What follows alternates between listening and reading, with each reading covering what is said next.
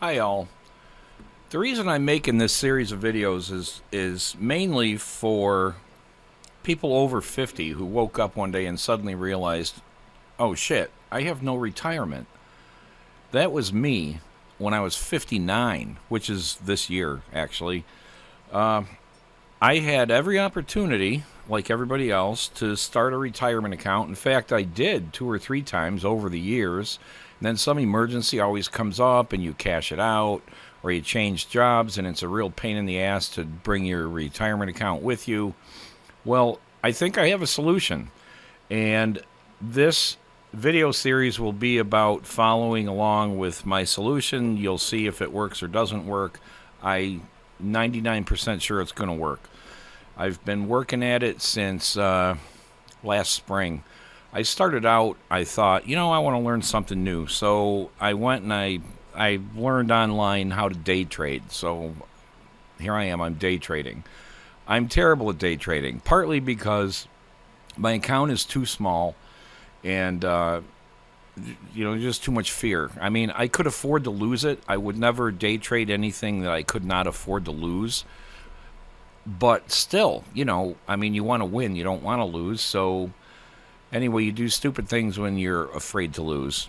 But day trading is not a good idea. Statistically, I've read that 80% of day traders fail. And personally, I wouldn't be surprised if it's higher than 80%. So the other thing is on your screen right now, this is what the mainstream teaches you from when you're a kid. Probably your parents, your high school, your college. Every financial advisor will tell you, well, start a retirement account. Don't manage it. Let experts manage it. Just put your money in there and forget it, blah, blah, blah. Well, the average retirement account is paying about 10%. Personally, I think that's really pathetic. Now, I can't cut down the 401k because the 401k, the benefit to that is that your employer will generally, most employers give some kind of a match. I mean, hey, that's free money. Who would say no to free money?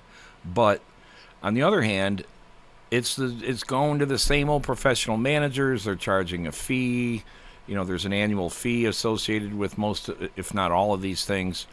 You're going to get your 8 or 10%. Whoopee doo dah. I would rather manage my own even and pass up on the free money. But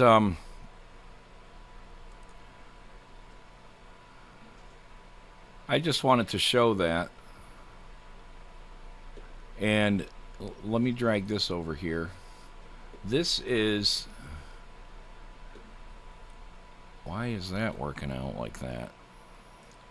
Okay, here I am screwing up the video process. So, honestly, I think especially in this day and age, we all probably tried to start some kind of savings in our 20s. And if you're anything like me, you were broke in your 20s. I know I was broke in my 20s. I was raising kids. I was married. I was jealous of everybody that had a boat. I wanted nice cars, all that crap. I was broke. I made a lot of bad decisions. Even in my 30s, by the time I was in my 30s, I was making good money. I was a registered nurse, and my wife was a registered nurse, so we were making good money. We still weren't saving anything. I mean, I did start a savings account, I think, in my 30s, ended up cashing it out for some emergency. Later in my 30s, my wife and I started a business. We did very well for about a year before she got cancer. Even then, we didn't do the retirement account thing. My fault. Bad decisions, whatever the causes. Here I am in my 50s. I'm 59, and up until this year, I had zero retirement account. And statistically, as this slide shows, it's not really a slide, but as this slide shows, the median retirement savings by age. Now, median, remember, means that half the people, say in the 50s, half the people in their 50s have less than this amount, and half the people have more than that amount. And then below here is the average. The average is also pathetic. If you take all this, it probably comes out to somewhere around 180,000 maybe as an average. Now, here's another thing I personally don't like, and I might be wrong. I'm not a financial advisor, so don't do anything I do just because I say it. Do your own research, make your own decisions. Your situation will be different than mine.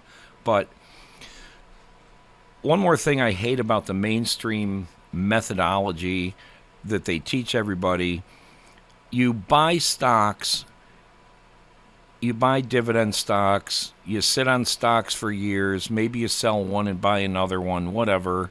And then at the end of the road, like I talked to a coworker recently who is younger than me and has over $1 million in his account. He did everything right. And yes, he's been doing it since his 20s. Anyway, he says, yeah, I'm worth $1 million. It's all in stocks and or bonds, of course. But when you think about it, you don't have $1 million until you start selling those stocks. So let's just say for sake of argument, you retire, you're 62 or 60, whatever, you retire, and you want to pull out $50,000 out of your savings for this year, or $100,000, whatever. You have to sell stocks to pull that money out. So now your account's worth less. Now you're pulling in less interest, and you're still only making 10% per year. Now, 10% of $1 million is $100,000, but if you have $1 million account and you sell $100,000 worth of stocks, then now you have $900,000 in your account. So now your 10% is only $90,000. Granted, it's still better than not having anything, but my point is you're selling it down to pull money out. My thing that I'm doing, and I'm not even going to call it a method, but the thing I'm doing is the balance always stays the same. I'm going to make income. Now, you could argue that with $1 million stock account that's pulling in 10%, that's $100,000 a year, so you could just live off the interest.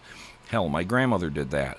But the point of this video series is for people that are stupid like me that don't have $1 million and have no chance of getting $1 million because it's too late. I mean, it's never too late to start, but it's damn sure too late to get to $1 million.